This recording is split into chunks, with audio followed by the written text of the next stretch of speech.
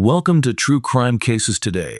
We are unveiling a shocking story where we explore terrifying tales of love, murder, and treachery. Today, we went to the sleepy Texas hamlet of La Mesa, where apparently, early in May 2022, a peaceful community was rocked to its foundation by rumors of an affair, quickly evolved into a terrifying story of deceit and desperation that ended in a vicious murder. Julia, a 31-year-old secretary at the La Mesa Sheriff's Office, was pregnant. Known for her pleasant disposition, organizational prowess, and quick wit, she was born and reared in. After completing La Mesa High School in 2009, Lame Mesa, Texas Marlin went on to obtain a degree in. She married her high school love, Roman Julia, after graduating from Midland College with a degree in office administration. In 2017, Julia was involved in her church, and the two appeared to be the ideal small-town couple. Julia started working at the company in early 2021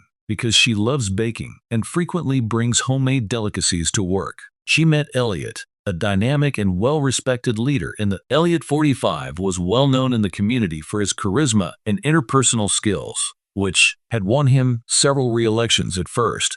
They had a business connection with Elliot, guiding Julia in her new position, but as they collaborated closely, their discussions became more intimately. Julia told Elliot about her marital difficulties and how Roman had become it. Elliot then expressed his displeasure with Ed, who appeared aloof and disinterested in raising a family. Regarding his own tense relationships as a womanizer, by the middle of 2021, their relationship intensified, and during a late-night work session at the workplace, their bond became physical. Both experienced a mixture of joy and remorse, but they justified the affair as a way to get away from their personal issues. They made a concerted effort to keep their sexual encounters private. Julia even modified her exercise regimen while staying in out-of-town hotels and communicating via burner phones. In order to allay suspicions, Julia found out she was pregnant in February 2022. The news left her both. She desired to be a mother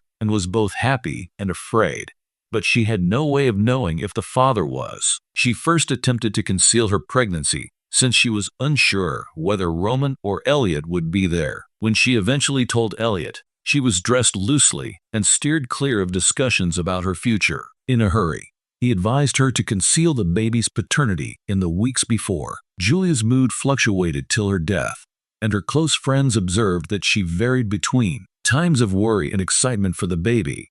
She started giving Roman clues about desiring a new beginning. She began her affair in early May, but refrained from disclosing it. Looking at online DNA testing choices, such as well-known kits like 23andMe, as she struggled with, Marlon's emotions were enmeshed in a web of secrets, and she was afraid of what was ahead for her and her child. On the Saturday morning of May 7, 2022, Lisa awoke to a clear the sky in Texas at 8:30 a.m. Alex is a sheriff's department Alex that is 26 years old. Alex had gone by Stripes for coffee before arriving at the workplace to get ready for his weekend duty, and breakfast taco, a habit he seldom broke. When he opened the front entrance of the building, he observed that Marlon Julia vehicle was still parked in the same position. So Alex went inside the office yelling out Julia's name, but as he approached her desk, he received no reaction, felt nervous, and unlocked the door for the sheriff after noticing her phone and pocketbook unopened. What he saw in Elliot's private room stopped him cold. Julia's corpse was slouched on a gunshot wound was apparent on the floor behind the sheriff's desk, and blood was drawn around her head. With the exception of the slight hum of the air conditioner, the area around her temple was strangely quiet. Paused, then retreated from the room, calling 911 with a trembling voice as he explained, "This is Alex, the crisis dispatcher. I require quick assistance at the sheriff's office." Trying to maintain his composure, he added, "It's Julia. She's been shot." Paramedics came shortly after, and other officers joined them. After first responders examined Julia's vitals, they found that, despite her terrible injuries, her baby had survived. They carried out a healthy baby boy was delivered via emergency cesarean section on site, and the child was taken to the Caputis cordoned off the hospital and put him in newborn care. where the physicians were amazed by his survival when the office and its surrounds were locked down. Word of the tragedy traveled swiftly By midday, everyone in Mesa, a community of less than 10,000 people, appeared to know one another. Social media was buzzing, and local outlets, such as the Dull Mesa Press Reporter, were making news. Following speculations, the community was stunned by the finding, leaving friends and relatives in shock. Julia, who had been excitedly getting ready to become a mother, was no longer there, and concerns over her sudden passing lingered. The scene inside Elliot's office on the morning of that day was heavy over Lame Mesa. On May 7, 2022, Julia, 31, lay dead on the ground, bringing with her both sadness and unexpected hope. Despite the trauma, first responders promptly recognized her as having a deadly gunshot wound to her temple. Her 9-month pregnancy offered a chance to preserve her unborn child, so paramedics acted quickly against all odds. A healthy baby boy was born at the emergency room during the cesarean section on the office floor. And his first sobs filled the room. A tiny miracle in the midst of the commotion was hurried to Lisa Medical Center for treatment, and word of the amazing birth traveled swiftly, generating local publications headlines, such as the Dull Mesa Press Reporter, and even a little mention on Good, while police closed off the workplace and investigated the area as a possible murder scene. Morning America. Michelle Ortega, a 38-year-old physician renowned for her meticulousness, came at the scene as the primary investigator. The little office was instantly quiet for evidentiary blood after an hour to supervise the inquiry. Analysis of the splatter revealed that the shot was fired at close range, most likely with a pistol. That the sheriff's paper was all over the desk, and a shattered coffee mug was either on the floor or removed. The absence of evidence of forced entrance suggests that Julia's murderer was someone. She was aware that while investigators worked, they took Julia's phone from her desk and examined. She had been having an affair with Sheriff Elliott, as her latest communications shockingly disclosed. The explicit letters described covert late-night sessions when debates were held about. Elliott repeatedly urged her to remain quiet about the affair after learning of her pregnancy. Shocked the responding cops, many of whom had known Elliott for years during their time there, as an engaging and capable leader that people trusted to enforce the law. Yet these communications depicted a man who was under tremendous pressure to safeguard his job, and personal life. Sergeant Ortega gave her squad instructions to look more closely into Elliott's most recent whereabouts. During conversations with Julia, they also identified Roman Julia, her spouse, as a person of interest, pointing up his tense relationship with Julia, and the revelation of Julia's affair in recent months not only made the inquiry more difficult, but it also started to erode the little town's faith that had around Sheriff Elliott. While witness testimony and forensic evidence were being gathered, the team had to deal with an expanding network of secrets and treachery. Roman and Julia were sometimes referred to as a Mesa, Texas high school sweethearts. The ideal pair had been married for 5 years, appeared to have it all: a cozy house on a damp street, a close-knit circle of friends, and Fridays spent together. Roman, 32, a committed mechanic at Morrow's Auto Repair, was renowned for his nightly meals at Sonic Drive-In. Julia counterbalanced his placid disposition and solid hands with her witty repartee and kind disposition, which make them a popular duo in the tiny community. But there are flaws below, have been developing over the previous 12 months, and friends saw that Roman had become aloof, frequently staying late at work or even missing social events, while Julia expressed her desire for children openly, while Travis appeared cautious, dismissing discussions about. Roman's response to Julia's pregnancy announcement was, at best, ambivalent. When it came to starting a baby, he appeared anxious instead than joyful, which fueled rumors among close friends following Julia's death. Roman was initially cooperative when the police took him in for interrogation, but he seemed heartbroken by the revelation of when his wife died. He told the authorities, "I loved her," his voice trembling, but his attitude changed after investigators uncovered proof of Julia's text message romance with Sheriff Elliott, and, according to Julia's phone's meeting records, she and Elliott had been dating often for months. Roman was shocked when we met late at night. "I had no clue," he remarked. his hands clutching the edge of his cheeks flushed with hurt and rage as he battled to comprehend the revelation at the interrogation table. His initial disbelief developed to bitterness after the betrayal, which he vehemently denied. Complicity in her murder, he urged detectives. I could never hurt her no matter what she did. When asked where he was on the evening of May 6, Roman replied that he had been at home watching the before midnight. He fell asleep on the couch while watching CBS's The Big Bang Theory, and he offered to allow. When police searched his premises, including his equipment, they found a crowbar and a pair of gloves with what looked to be blood forensics traces on them were among the items of interest. Eventually found that the blood wasn't Julia's, but the finding increased police suspicions. While Roman's grief seemed sincere, given his link to Julia's tense marriage and the existence of questionable objects, put him under intense scrutiny. Elliot,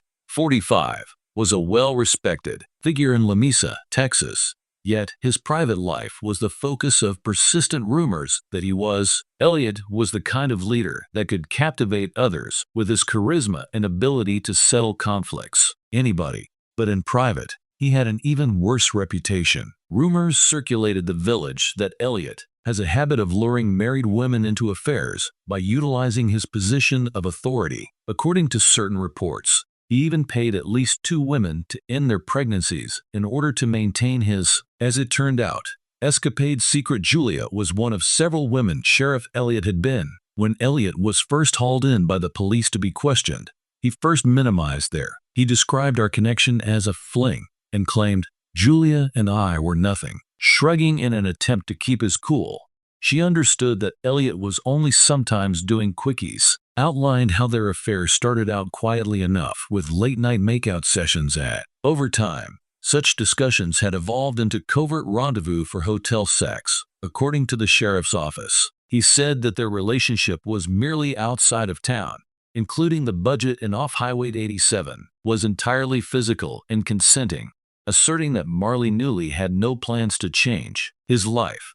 But investigators weren't persuaded by Wiley's carefree demeanor because they had previously discovered he and Julia exchanged text messages demonstrating that she begged him to accept responsibility for her. Julia had written him a last message during her pregnancy in the days before she passed away, saying, "We need to talk about this. This is a turning moment in the questioning, but I can't keep bleeping by myself any longer." Occurred when Elliot was presented with forensic evidence by police, and a paternity test verified that Elliot's confident manner wavered when the news hit him, and his face grew pale. The unborn kid was his, and he reclined in his chair, straining to find the appropriate words, which he whispered while trembling. When questioned further, he acknowledged that Julia had stated she wasn't certain if the baby, "I didn't think the bleak was mine," he replied defensively, raising his voice, "was his or her husband's." Detectives persisted in asking him pointed questions about his intentions and reminding him of the possible fallout. Elliot lost everything, including his family, profession, and reputation in the community. While, with his agitated responses and evasive responses, he persisted in denying any role in Julia's death. Wiley's irritation increased as the interrogation continued, which further strengthened investigators' suspicions. He acknowledged that "I've done a lot of dumb stuff, but I'm not a killer." According to his past allegations, adultery, and the verified paternity test put him at the forefront of the inquiry, and authorities were unwilling to rule him out as they dug further into the lives of Elliot and Julia. Discovered a startling turn of events involving a third party. Connected to the case was a person who had been secretly in love with Elliot for years. This person's unresolved emotions and mounting hostility against Elliot and Julia would alter the whole direction of the inquiry. The investigators' calm reading of Wiley's communications marked the breakthrough. Among the regular correspondence social media accounts, they discovered communications from a Brenda Foster, a 38-year-old dispatcher at the sheriff's office, is a local lady who sent Elliot emails. This began harmlessly enough, but over time showed a pattern of intense love and annoyance, and ultimately resentment. One email from Brenda in March 2022 caught my attention. She wrote, I've been there for you, Elliot. I don't understand how you could send me this message again." Written a few weeks before Marley's passing, You'll regret hurting me as much as you'll regret selecting. Brenda's friends and coworkers were interrogated by her police, who provided a detailed portrait of the lady. She had been working closely with Elliot for more than 10 years and was renowned for being aggressively. Nevertheless, according to a coworker, Brenda frequently expressed her respect for the sheriffs. Brenda's jealousy apparently reached New, who went so far as to imply that she thought they had a future together. After learning about Wiley's liaison with Julia, Heights put together that she probably learned about it via private department records, or by hearing information about the having an affair or viewing Elliot's phone texts caused witnesses to characterize Brenda's withdrawal and angry during this period, yelling at coworkers and shunning social gatherings. The last part of the mystery arose when investigators examined surveillance footage from the neighborhood where the Julia family lived. On the evening of Julia's wedding, an automobile that looked like Brenda's was seen traveling close to the Hay-Home Blade. Death.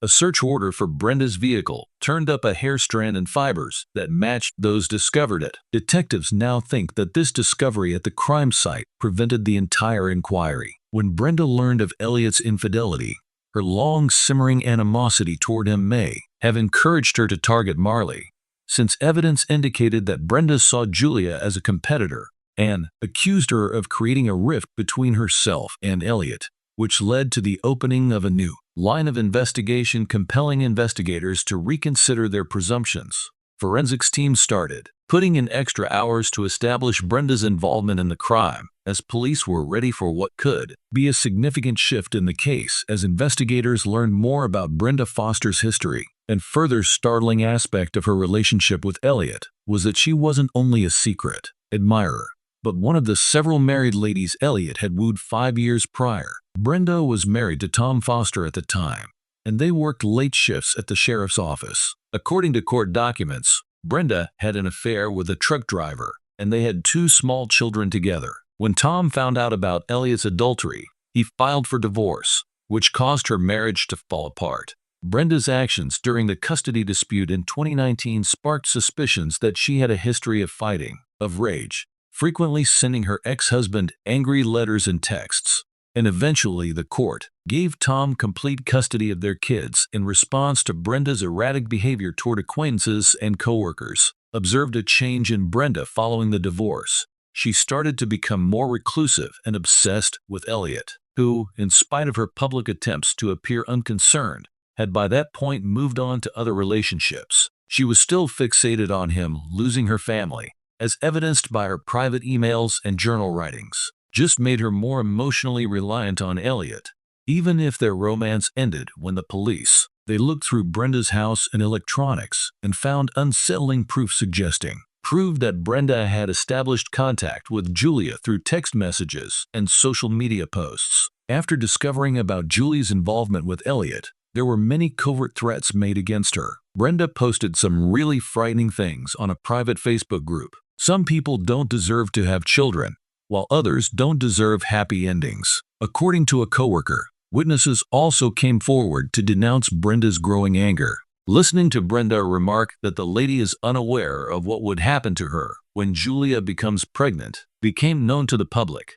And another unsettling finding was a voice note Brenda had stored on. She ranted on her phone about Elliot destroying lives, but never paying the consequence. Police hypothesized that Brenda's threats were motivated by a poisonous mixture of resentment and envy after seeing Julia is both a lady who has captured Elliot's interest and a woman who is ready to give birth. The evidence suggested a terrifying reason for Brenda's actions against the kid she could never have with him. She had been harboring evil intentions for Julia and her unborn child, as evidenced by her violent threats. These revelations strengthened Brenda's position as a top suspect in the investigation.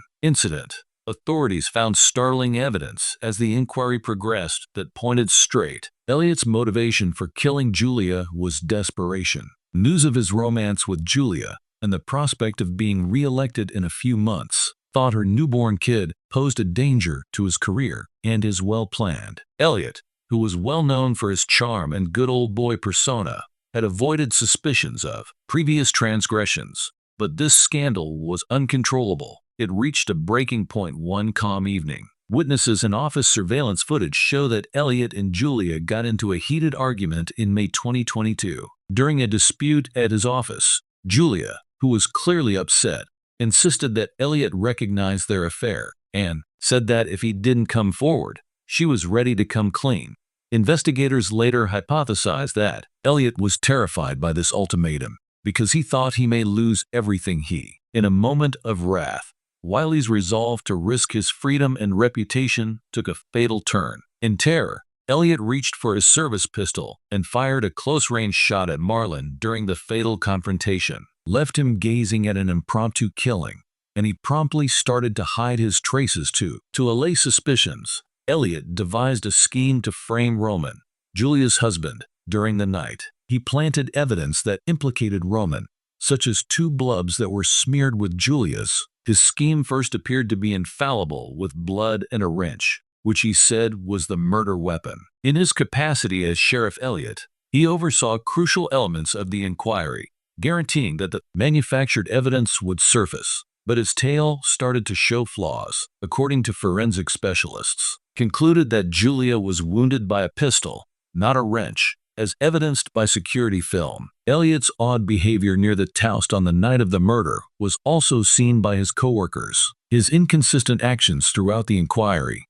such as his compulsive need to pin ballistics testing, provided the last piece of proof for the crime on Roman. Matching with this indisputable evidence, authorities detained the bullet that was discovered in Julia's body and connected to Wiley's service vehicle. Neighbors at Elliot's house said they saw him shaking and looking pale while in handcuffs. Once a cornerstone of the La Mesa community, Elliot's double existence came to an end with his incarceration. Accused of tampering with evidence and first-degree murder, the truth of he was a broken man by March 2023 after his trial due to his disgrace and public humiliation of Elliot was once heralded as a cherished event that became the most talked about event in La Mesa, Texas. Elliot, the community's leader and protector, was now charged with first-degree murder for his murderess. There were several people in the courtroom, including Julia, a pregnant lady whose unborn child was probably his. Will's defense squad, which was led by reporters, townspeople, and those who wanted to know how the powerful had fallen. Charles Chuck Beasley, a well-known lawyer, relied significantly on the sheriff's once impeccable reputation. They portrayed him as a devoted family guy and public servant who had been unfairly singled out. Beasley said that Wiley was a well-respected guy and that the charges were inconsistent with his character, would never do anything so horrible in his neighborhood. Beasley also tried to raise questions regarding the forensic evidence, arguing that it was circumstantial and that the prosecution misconstrued it. Provided an alternative account, headed by District Attorney Carmen Ortiz, outlining Wiley's years of exploitation of his tendency to conceal his transgressions and the overwhelming. Ortiz cited the ballistics match CCTV video as proof linking him to the crime. In her closing remarks, Ortiz concealed evidence and Roman has tools to demonstrate Wiley's guilt, said that this is a man's case and not the case of a respected public worker who was falsely accused, who believed he was untouchable and used his position of authority to ruin lives and hide his wrongdoings. Elliot stood up for himself, claiming his innocence, and said he had nothing to do with. He grew distraught at times after Julia's murder and said he was being set up by unidentified foes, addressing the jury and the residents of Lamia directly. But under cross-examination, his confidence faltered when Ortiz pointed up contradictions in his evidence following 3 days of consideration. On March 29, 2023, the jury rendered a guilty judgment on all charges, and Elliot was given a sentence of. As the judge read the sentence, Elliot gazed at the prospect of life in jail without the chance of parole. Outside the courthouse, the neighborhood is finally feeling the full impact of the ruling. Was split. Some lamented the passing of the sheriff they had previously looked up to, while others believed that justice had. The trial put an end to a troubling period in Lem's history for Julia and her unborn child. But Elliot's guilty judgment would leave scars that would last for years. Sent shockwaves around La Mesa, where Elliot, a community leader, started helping the lives, assigns Alan B. Polinsky to the highest security facility in Texas without release in spite of his imprisonment. But his narrative didn't stop there. Surprisingly, Rhonda Foster came out as a key player in the fallout from a contentious custody dispute with Roman Julia. She acquired custody of Julia's infant son. Brenda gave him the contentious name Elliot Jr. Many members of the community were taken aback by the situation, but Brenda argued that the name reflected her desires. Determined to provide Elliot Jr. with a secure and caring home, she raised him as her own. Roman, who had been exonerated of any role in Julia's death, he had to deal with his own difficulties after losing his wife. Friends said he was a ghost of the person he used to be when the child abandoned him, leaving him emotionally broken. Roman finally left Lamia to establish a new business.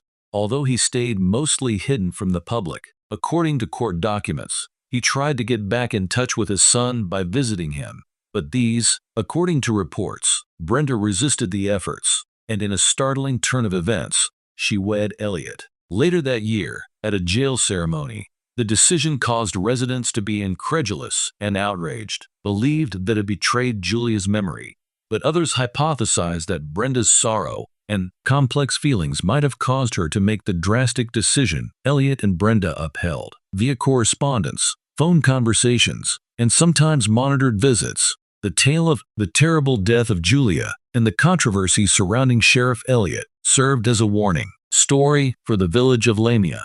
And although life went on, the incidents left a lasting impression on the community, acting as a warning about the evil that might exist behind closed doors.